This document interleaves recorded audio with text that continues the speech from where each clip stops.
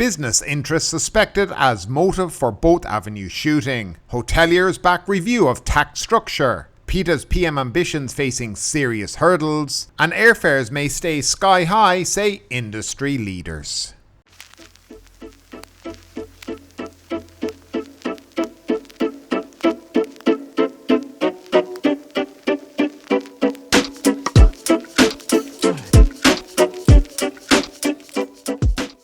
Good morning, good afternoon, welcome back to the Expat Daily Show. I'm your host Kieran Mack, delighted you've been able to tune in with us yet again for today's show. And before we do jump into the top 4 stories doing the rounds here in Thailand, don't forget to like and subscribe this video if you're watching us on YouTube. If you're listening to us on a podcast player and you'd like to listen, there's a link down below in the description where you'll find all the available podcast players. And if you'd like to support the show, if you get some value from the show, you can buy us a coffee using the link down below in the description. Now let's jump into those 4 stories that are doing the rounds here in Thailand.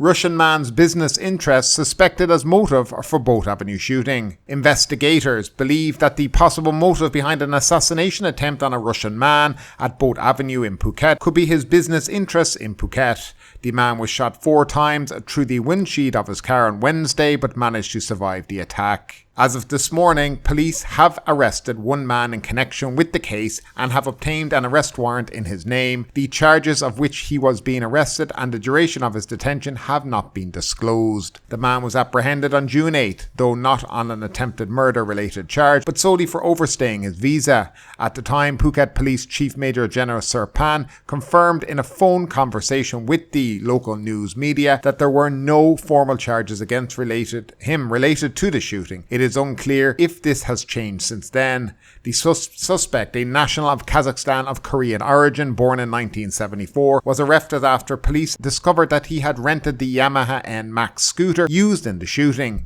The man denies any connection to the murder attempt. The absence of formal confirmation regarding shooting-related charges had led to speculation on social media that the resemblance between the arrested man and the suspect captured by CCTV cameras at the shooting scene. Several key pieces of evidence are now in police custody, including the aforementioned Yamaha NMAX scooter, the clothes worn by the shooter and dropped near the scene, and a .38 caliber revolver with 2 unused rounds of ammunition found in a nearby lake. Police are yet to confirm if they're able to conduct DNA tests or similar tests to establish a connection between the arrested man from Kazakhstan and the shooting.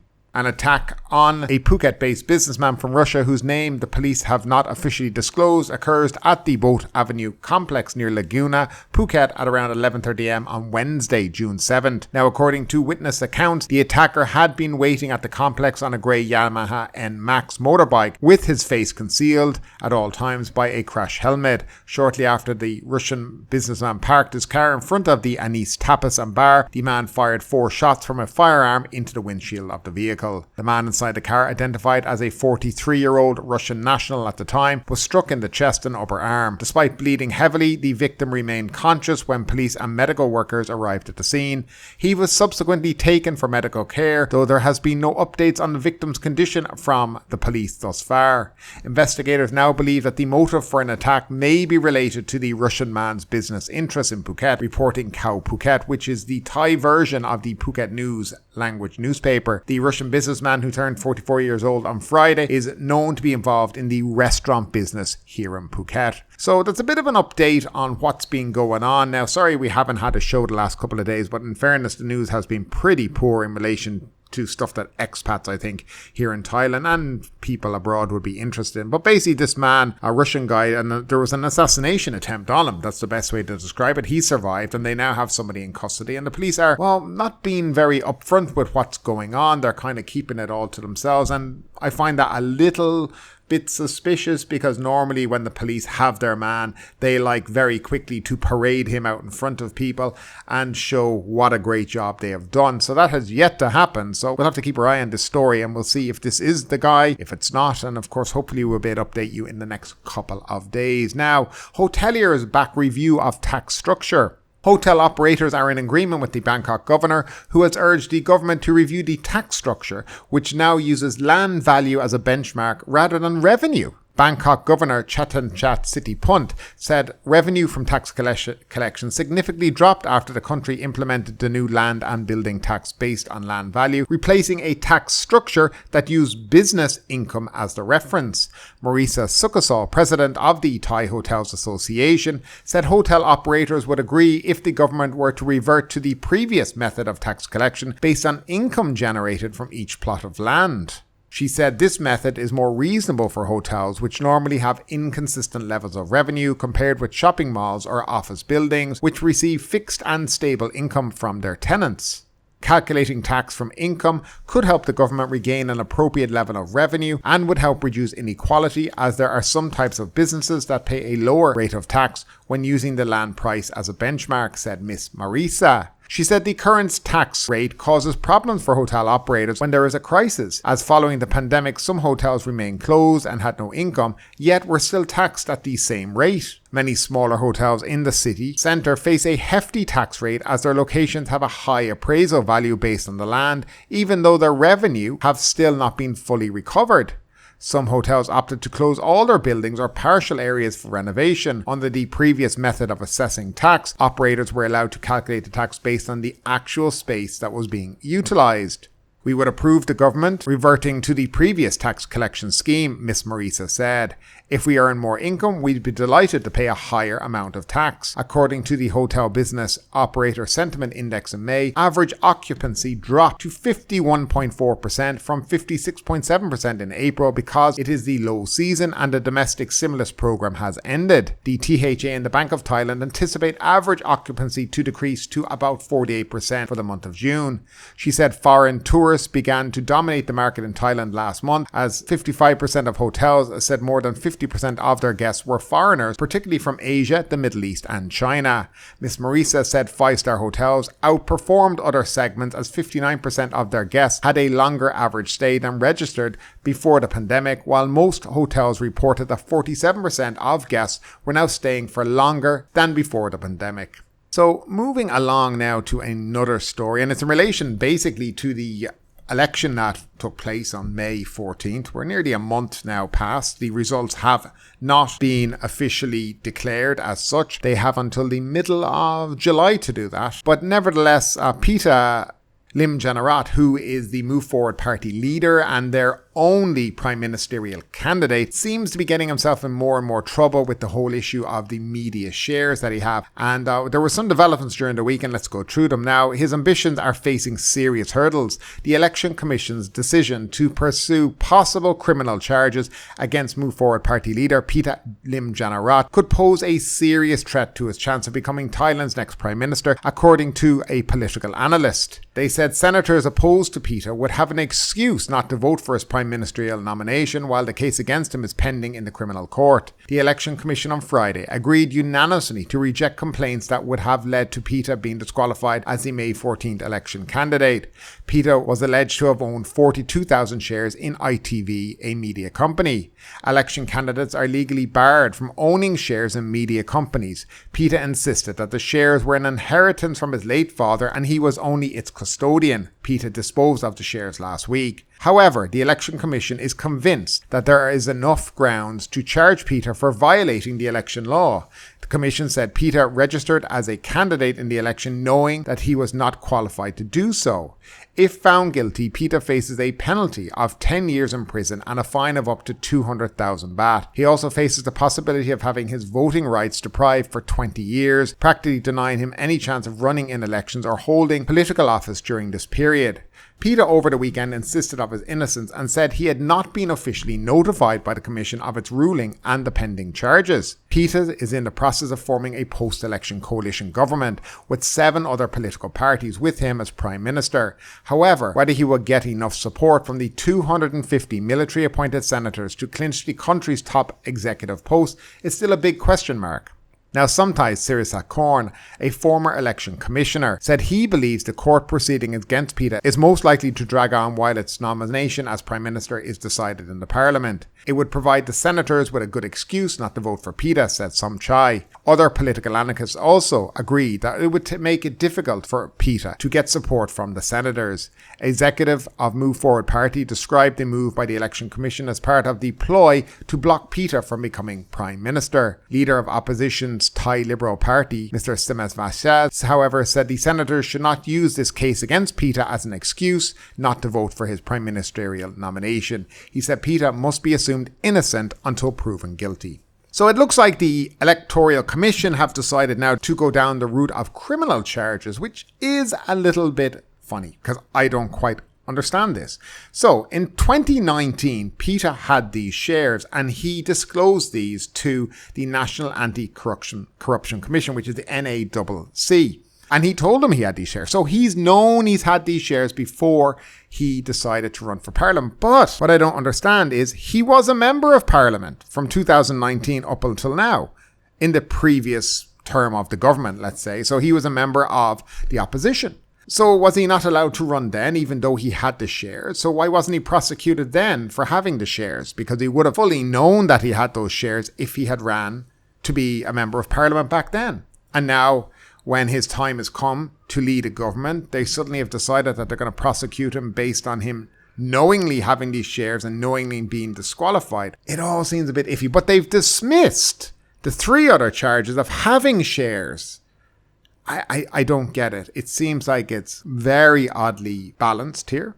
I think, and what I would read into this, is that the Election Commission, who, by the way, were all picked by the 250-member Senate, which is comprised of all the military guys. So these are hand-picked guys, right, from the previous junta. And it looks like to me they're finding whatever way they can to make sure that this guy does not become Prime Minister. And to me, it's a disgrace. Now, as for Pita, and I've said this before, but the previous leader of his party was barred for the exact same thing.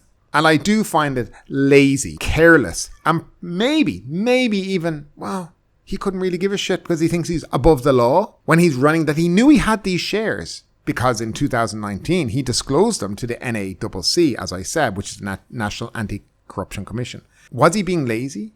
Did he just think it didn't matter? Or does he think, like many people in power in Thailand, that rules and regulations don't actually apply to them? Couldn't believe that he could think that, considering that his boss previous to him basically was barred from political office from 10 years and removed as a MP as well back in 2019. So I do find it very, very strange.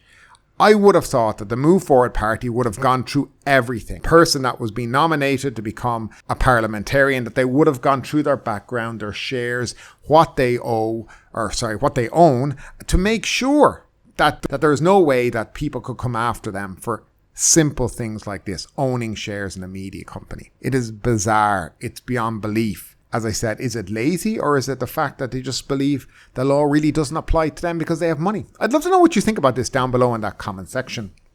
And finally, gentlemen and ladies out there, airfares may stay sky high, say industry experts. And I know that prices at the moment for airfares are getting a little bit out of control. Pre-pandemic to now, it's just absolutely ridiculous. But yet the oil price is falling, but the airfares stay the same. Now go figure that. Despite the recent fall in oil prices, high airfares may still be in place for some time to come, say airline industry professionals and experts. The gradual return of demand for travel last year, following the lifting of COVID-related travel restrictions, had already given the signal for higher fares. But this year, just as the airlines are expecting to see passenger numbers almost back to pre-crisis levels, prices have really taken off. In France, in April, the average cost of an air ticket was 32.6% higher than 4 years earlier, according to the French Civil Aviation Authority. That increase was as much as 51% for flights to the Asia-Pacific region. In the United States, the air ticket price index published by the St. Louis Federal Reserve showed an 11% increase between April 2019 and April 2023. This is despite the fact that oil prices have eased since peaking in the wake of the Russian invasion of Ukraine in early 2022. Now, the International Airport Transport Association, IATA, estimates that the price of jet fuel will fall to an average of $98.5 a barrel this year, compared with $135.60 last year.